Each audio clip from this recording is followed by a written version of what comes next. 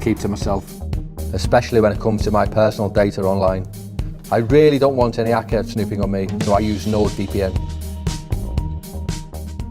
And gas fees, oh my god, they're ridiculous. I thought I don't have any SCRT coins right now. I'm going to go and get some. Right. But one of the concerns that I have is, converting my ETH or my USDT in order to buy SCRT somewhere. It's like, oh, how much am I going to have to pay?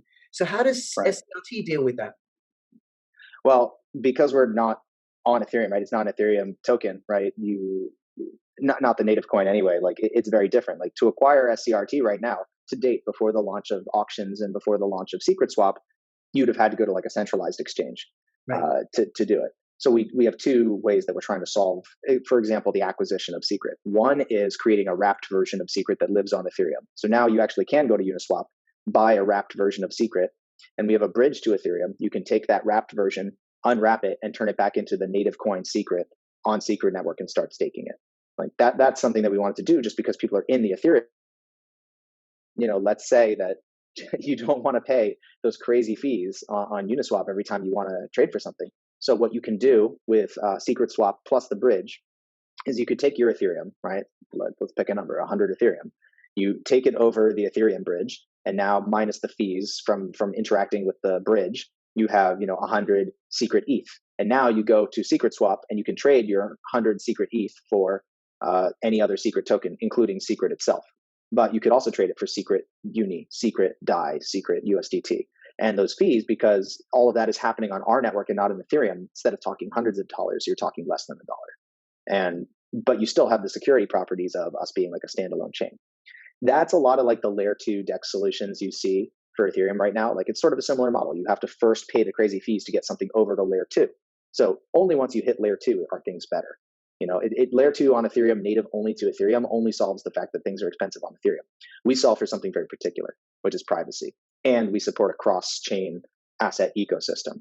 So the way that we see it is like Secret is bringing something very important to the table when we're operating as a layer 2 for Ethereum assets. Like we want this type of front-running resistant, privacy-preserving liquidity to be available to all public blockchains. And that's where we're starting. That's why we can do it more cheaply than Ethereum. It's like we're just not Ethereum. Okay. All right. So just a few basics then. If I wanted to get Secret, what kind of wallet do I need? Can I download it off the website? Is it a distinct one? Can I keep it on forgive me here if I sound really dopey here, but I'm not very familiar with Cosmos and Tendermint based protocol projects and coins and tokens and stuff like that, right? Can I keep it with ERC20? I can keep them in an Ethereum address. Can I keep Secret coins in a Cosmos address? How does all that work? So the Cosmos universe is different, and I think in a better way, right? Ethereum is one network, and ERC20s can all be sent to Ethereum addresses because they're tokens on the network. Yep. Secret is its own blockchain. So we have a bunch of addresses. They all start with Secret. So you always know when you're looking at a Secret address. It has nothing to do with like Cosmos itself. It's just that we're built on a similar like Tendermint SDK. But it's not like we're a Cosmos token, right? And this is something if you're familiar with the Ethereum model, it's hard for people to wrap their heads around. But Cosmos is its own blockchain. And Secret is its own blockchain, and Terra is its own blockchain. All of these Tendermint-based blockchains are independent. Like, you couldn't send your Secret to Cosmos by accident. It couldn't happen. But this was the point of developing IBC. So that's the protocol in the Cosmos universe that allows all these different blockchains to talk to each other, and in particular, start transferring assets between chains. So when that's active for the Tendermint universe, you'll have all these chains talking to each other, but they're independent. So instead of all of these tokens need to live on, one wallet in one ecosystem, which contributes to why like gas is so insane, because Ethereum's model of having all these tokens just live on Ethereum is pretty centralized. These are standalone chains. They can represent a protocol. They can represent an application. They can represent like a liquidity protocol, really anything that you want. So there's a bunch of different wallets in the Cosmos ecosystem that support multiple blockchains, and then they'll support tokens on those blockchains. So our primary web wallet, like similar to like how MetaMask works for Ethereum, we work a lot with the Kepler team, which is KEPLR, and they support a bunch of different chains, including Cosmos and I think Kava and a few others, but also Secret. And not only can you use Kepler to interact with our blockchain and stake tokens and stake coins, right? And send coins. They also support Secret tokens, which are like token contracts deployed on our network. You can use Kepler with web applications to send Secret tokens places or to interact with our exchange, right? To interact with Secret Swap and use secret tokens, you can use Kepler. So I think people are going to start coming in from the Ethereum universe, realize there's been all this incredible parallel universe development that interoperates with Ethereum. And they're going to be learning a lot of exciting new tools in 2021 that not only support us as Secret, it's not like, it's such an esoteric tool that you can only ever use Secret again. Like you can now use any Cosmos chain via it. There's also another wallet called Citadel that supports Secret and Secret tokens along with ERC20s. So they're trying to be like a cross-chain wallet and staking platform. Both Kepler and Citadel have been funded by governance proposals in our ecosystem to develop for Secret Network. So not only are they supporting the network, they were funded via a community effort, and they were members of the community even before they were funded. So we have a very decentralized model for funding, which I think is much more sustainable. And as a result, we've built a lot of tooling that I think will be very competitive to what already exists in the Ethereum ecosystem. Ethereum, again, just has like such a massive head start in terms of awareness and market capitalization compared to a lot of these projects in the Cosmos universe. But in terms of the tooling and the technology or the technical talent, I think people are going to find out that there's a lot here that they should have been paying very strong attention to all along. And you'll see a lot more movement towards these off-chain networks that offer something to Ethereum as well. Yes, I think so too, Tor. I think so. One of the things, I'm going to assert something, right? I think you've been in the blockchain space for a long time, right? Yeah. And why I say that is just there's a certain way that you speak about blockchain and the tech and everything. Like you're really, really grounded in it. So I just wanted to say that because I said to you at the beginning, I work as a social worker, right? I do human coding, not blockchain coding, right? But I don't know. It comes through. It comes through. I'm just a dope next to you when it comes to this, right? Look, but man, it's okay. No, I'm absolutely fine about it. You'd be a dope, if you walk into a house and looking out for signs of child abuse, I don't think you'd have any idea, really, right? But anyway, moving on. It's not my niche. But it's important that you say that, because honestly, that's the function of the foundation of Secret Foundation within our ecosystem. Is we don't want to build the technologies. We don't want to be responsible for application and protocol development. We want to be responsible for education and helping this become more accessible to people. So if it feels like I'm explaining it well, it's only because we've had so many times where we've practiced trying to explain the vision of what we're doing, and we've explained it to people who have, as I said, like no background with decentralized tech, to people who are passionate about privacy but don't understand blockchain. We talk to people who are deeply versed in blockchain, like some of the original founders in the space, people who were active in 2010, not just like 2013 or 2017, but like back when Bitcoin was really a new protocol, and you could barely tweet about it because Twitter was barely a thing, right? So like some of those people care deeply about privacy and deeply about Bitcoin, but they don't understand the promise of these smart contracting platforms or what could be possible now that they're interoperating. So I talk with people all the time when it comes to, like, you say grounded in blockchain, they blow me out of the water consistently.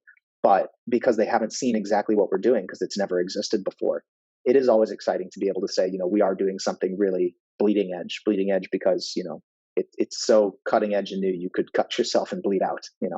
Obviously we don't want people to do that, but we know that we're building very experimentally. If there had already been a protocol like Secret launched and built and we were competing with that, we would know for certain if something was working. But here, every blockchain suffers from the same privacy problem, and we're trying to solve it. Really, the first protocol that's gotten private smart contracts live on mainnet. So really, we're proving it to ourselves at the same time that we're proving it to you. So if it feels like I'm speaking about it with confidence, that confidence is that we're doing something unique, not full confidence that not the way we want it to. But it does feel good to know that we're doing something that hasn't been tried. Yes, and you're an expert. Now, one of the things, I know you got a hard stop. I got a couple of more questions. Okay. Yeah. So one is, what about projects that are existing applications on Ethereum? How easy it is for them to port themselves over? Right. It's a good question. It's something that you have to think about when you're launching a layer one, right? Do you want to be the type of layer one where it's easy to take something already working on Ethereum and just say, come to our world? Or do you want to be like, a new universe and you're relying on people to sort of develop things from scratch? We've definitely been more of the second model, because it's different virtual machines, right? To get technical only at a high level, but briefly for a moment, like Ethereum relies on EVM, Ethereum virtual machine. The way that things work in the Secret universe is you code smart contracts in Rust, they compile to WebAssembly, WASM, and they run inside of a secure enclave on our network. So that's a lot of technical words, but it's enough to sort of say, like, clearly the same things that like just work writing Solidity code for Ethereum do not work if you copy paste and try to drag it into our network. Now, there are networks that are, also EVM based, where they're just like, come take your code and run it over here, and it's in our universe. And that's a lot easier for a developer to kind of like clone the code and try to make it work. I don't find it particularly innovative, and I don't particularly think there's much of a moat, because who's to say somebody won't start yet another chain and that's also like EVM compatible and say, oh, do the same thing and do the same thing and do the same thing. It's not really innovation to just create a new environment where the code can run, but like slightly faster. And then you're just paying developers to do the same thing. For us, we really wanted to make sure that we were doing something different, but that we thought was going to be future-proof and more sustainable. So Rust is an extremely popular coding language, one of the fastest growing in the world.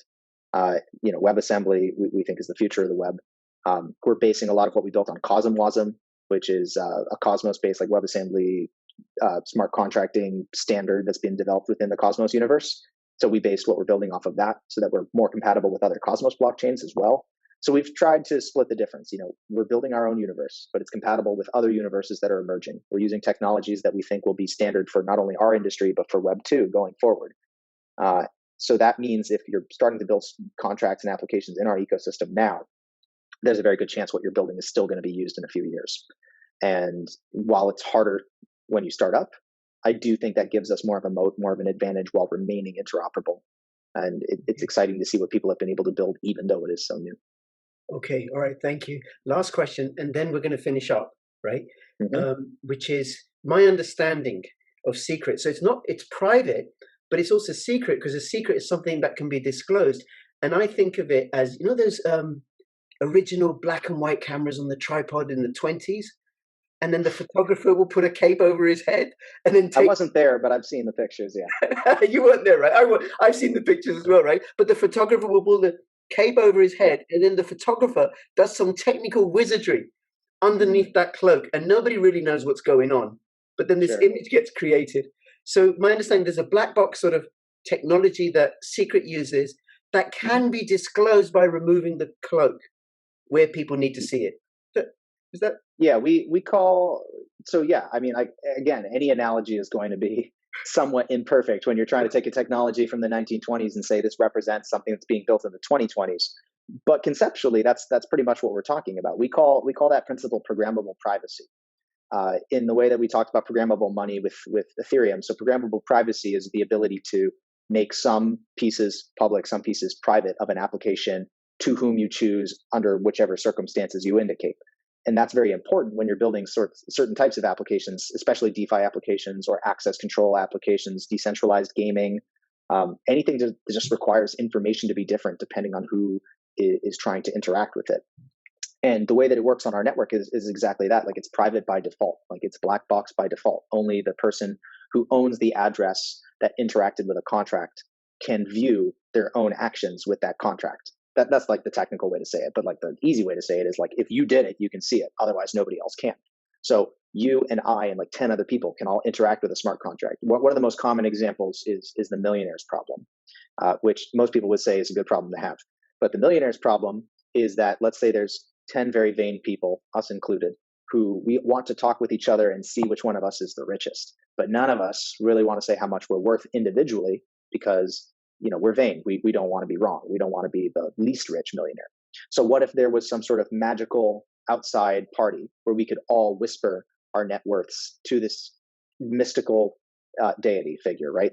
And it would provably come back to us and say, oh, rich is the richest and everybody else is less rich. And then we would all acknowledge the infallibility of this party, but none of us would ever know anything beyond our own individual contribution to this thing. Like, I still know my net worth, but I'll never know yours. All I know is for sure you're the richest one here. So that's kind of like a trivial example of the types of, this is like multi-party computation, right? These sort of solutions where multiple entities can interact with a smart contract and the data is encrypted. So the way that it works in our network is even the nodes doing the computations, they are functioning as that external party where they can't even access the unencrypted versions of that data that each of us are individually feeding into the network, but they're still capable of performing these computations and reaching consensus on the result of that computation to be able to say, here's the right answer. Right. That's really the magic of the network. And I think that that's what's so groundbreaking about it. I've used a very trivial example. Like, nobody really cares about a cool protocol that can tell them how rich somebody is. But when you start thinking about how that generalizes to all the different types of applications we'd like to be able to build for Web3, I think you can see pretty quickly why it's such a groundbreaking moment to be building this kind of stuff. Like, we're finally starting to see real world use cases that demand that type of decentralization, but also security.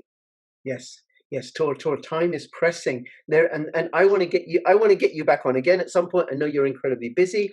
I'm going to have the links in the description below so people can go join the Telegram group, check out the website, do their own due diligence.